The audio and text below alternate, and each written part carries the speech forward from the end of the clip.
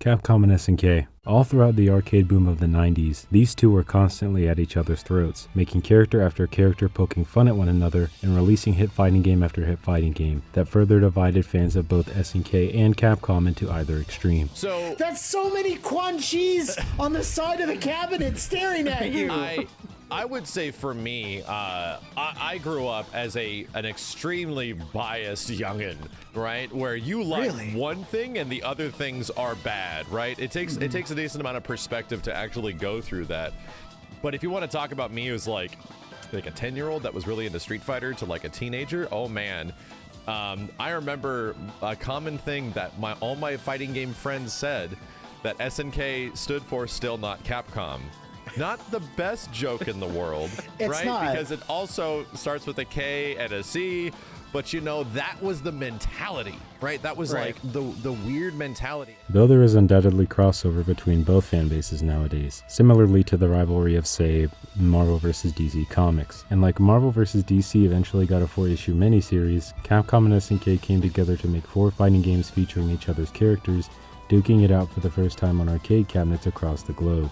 Those games being SNK vs. Capcom Match of the Millennium, Capcom vs. SNK Millennium Fight 2000, Capcom vs. SNK 2, Mark of the Millennium 2001, or Millionaire Fighting 2001, and SNK vs. Capcom Chaos. Though Capcom vs. SNK 2 specifically is my favorite fighting game I've ever put my hands on an arcade stick to play, each of these games have things to enjoy or appreciate about them individually, and I recommend all of them. One thing consistent through all of these games, though, is the pairing of Kyo Kusanagi, protagonist of the King of Fighters Orochi saga, and Ryu, longtime Street Fighter mainstay and essentially the face of the modern fighting game. Whether it be in intros, promotional material, or character select screens starting on both of them on opposite sides, these two are the main representatives for their respective sides in these crossovers. So who wins? Just to go over some basic rules before we start, I will only be using material given to us in the Street Fighter and the King of Fighters games, as well as data books or other supplementary material that may pertain to the games. I will not be using any information from any manga, crossovers, anime, movies, the King of Fighters for Girls, or Super Puzzle Fighter 2 Turbo. I will also not be taking any weird transformation for either character into account. Kyo has none himself, but Ryu does, being both the power of nothingness and the Satsui no Hado, but these amp him by an unquantifiable degree, so we don't know just how much stronger these forms are without assumptions or some wacky math. So we'll only be looking at base Ryu for the purposes of this video.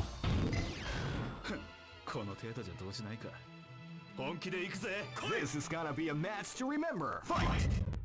Combatants featured throughout the Street Fighter series are often in pursuit of some worldly goal, whether it be fame and riches, revenge, or something else.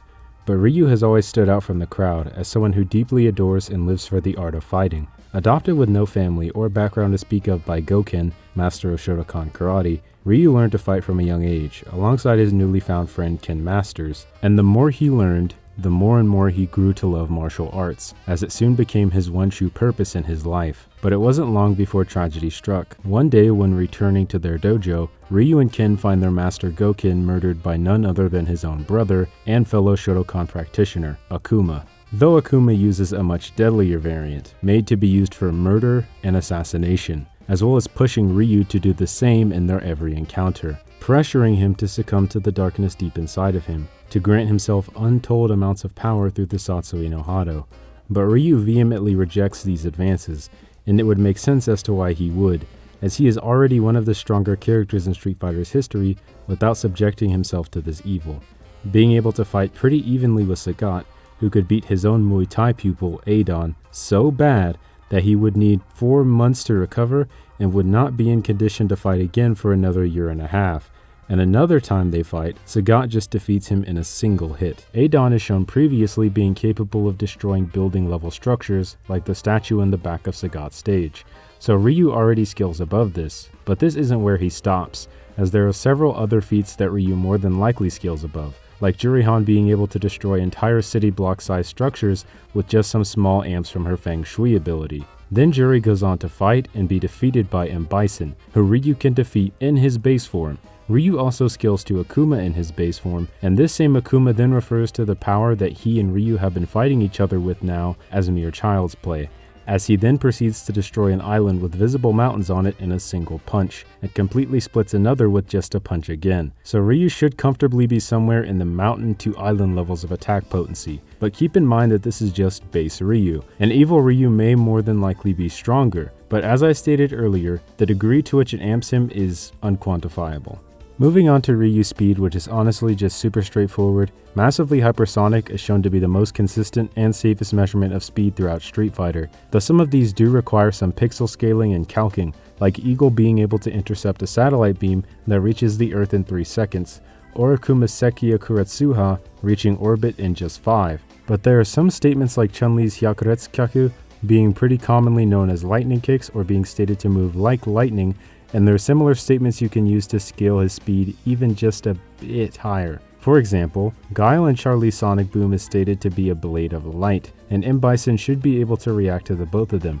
Charlie in particular, who Bison beats up so badly that he ends up looking like a Frankenstein pumpkin man in Street Fighter V. Then Ryu should obviously be able to fight or react to M. Bison in his base form. With this, Ryu could conservatively be somewhere within the ranges of relativistic or the speed of light, but this is more so subjective and if you decide that you want to give this to him, as the only other person who actually uses these light-based attacks within Street Fighter is Oro, and Oro should be much stronger than just base Ryu, on top of there being no real way to prove or safely assume that these attacks share the properties of real-world light, making Ryu's light speed scaling a little more up in the air and not as concrete as the top tiers of Street Fighter being in the upper tiers of massively hypersonic.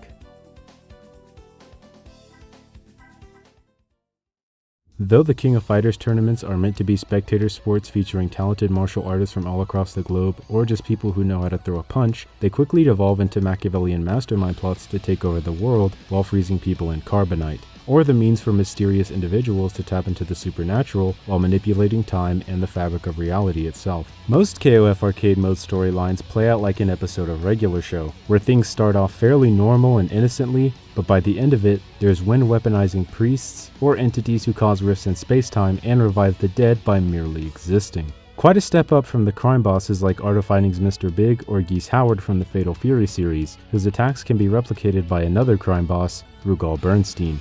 But once Rugal attempts to replicate the power of one of these higher beings, Orochi, it tears his body apart and kills him. While the King of Fighters does allow seemingly normal humans like the American sports team to participate in their tournaments, higher tier fighters like Kyo and Iori are beyond the concept of anything resembling a normal human entirely, as evident by the astonishing amount of KOF championship wins under Kyo's Japan team's belt. The only time they don't win tournaments being when Kyo isn't participating, either because of some new Orochi shenanigans, or because he's off trying to find out who Jima duped him 1,000 times. As Kyo is the heir to the Kusanagi clan, it is his responsibility to see to it that Orochi, as well as anyone looking to use Orochi's powers, is dealt with, alongside the help of the Yasakani and Yata heirs, Iori and Shizuru, the three of them making up the Sacred Treasures team. Orochi also being a deity so powerful that they can life-wipe all of humanity, and the only ones capable of stopping them being the ancestors of the Sacred Treasures team from 1800 years ago.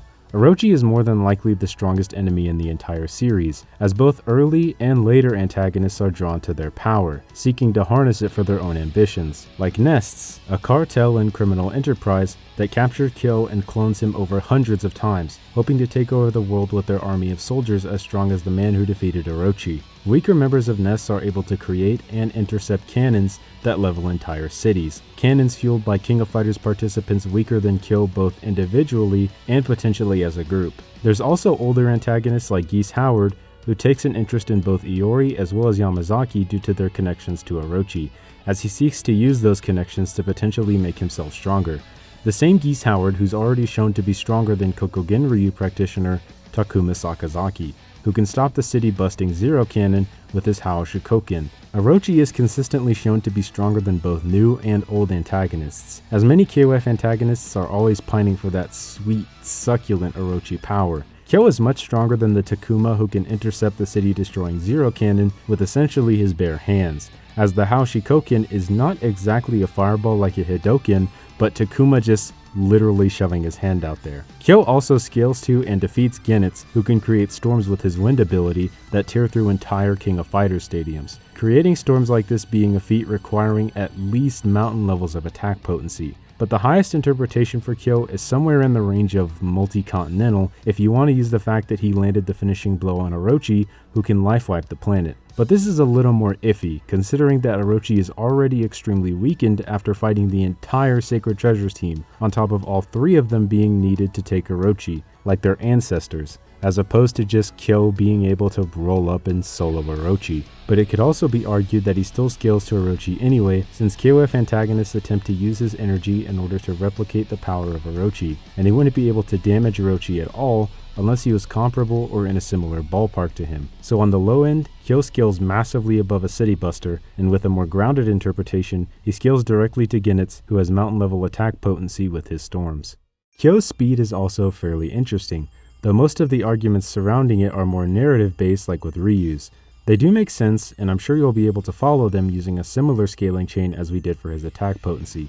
Kyo reaches 4 metas of speed that I can cover fairly easily. There's KOF characters just being blatantly but vaguely faster than the average human, like Hula being able to freeze an entire dock and the sea surrounding it in less than a second in her secret boss intro from the King of Fighters 2000, as well as characters like Billy Kane being able to react to bullets at point blank range. Iori later can just beat Billy up, as well as their partner Eiji Kisaragi with no difficulty in just his base form, and Kyo scales directly to Iori. Then we get into more impressive territory, like Kyo canonically being able to react to and defeat people who use lightning based attacks like Benimaru or Orochi Shermie, on top of, again, scaling above Takuma, who can intercept the Zero Cannon. But it can also lead into a relativistic meta, where instead of choosing to calc the exact speed of the Zero Cannon, which reaches from Earth to orbit in approximately 12 seconds, we could just assume the cannon shoots a laser or beam and interpret it to mean that anyone who scales to this feat would be the speed of light or relativistic. This also backed by the fact that, like the aforementioned lightning timing attacks, Kyo should also scale above and be able to react to or even blitz people who use light-based attacks, like Elizabeth Blandtorch or another sacred treasure, Shizuru Kagura, who uses reflections from her Yada mirror to fight, and even Orochi themselves does as well. I personally think this is the safest higher meta to use for Kyo's speed personally, though I more so agree with calcing the Zero Cannon as opposed to just baseless assumptions. Though I did say 4 metas of speed, and the 4th and final meta I have for you is something admittedly a little strange and out there. In the King of Fighters 13 story mode, Psyche and those from the past appear before the winners of this year's King of Fighters tournament and then just stop time. And as time has stopped, those from the past as well as the KOF participants that Psyche is interacting with are still able to move. And as Kyo and his Japan team are the canonical winners of the tournament featured in the King of Fighters 13, this would put Kyo on tiers of infinite speed, meaning Kyo is able to move a finite or measurable distance in 0 time, as regular speed is calculated by dividing distance by time. This is a little more out there, especially by fighting game scaling standards. And I won't really blame you if you decide to or not to argue for this feat, but I personally believe the relativistic / lightspeed meta is on the safer side. Given how neither of these two have really weird abilities or hacks to go over, all we really can do is look at the physical stats, and doing so quite blatantly paints Kyo as our winner. Although they reach similar tiers of attack potency, both being somewhere in the range of mountain to island, Kyo is faster than Ryu with much more reliable evidence, as even if we grant Ryu his lightspeed scaling for the sake of charitability, we'd have to be fair and do the same thing for Kyo by granting him his potential infinite speed and the multi-continental attack potency from Orochi's life wiping, which is far more impressive than both the Street Fighter showings I discussed earlier or the weird, unimpressive, or unquantifiable feats that people like to vaguely throw around, such as Balrog / Boxer being able to one-shot an elephant, or Gil just straight up splitting apart the sea. So it's safe to say that it's really not looking too good for our unwashed wandering world warrior, unfortunately. Since Ryu wouldn't be able to touch or react to him with his superior speed, Kyo wins.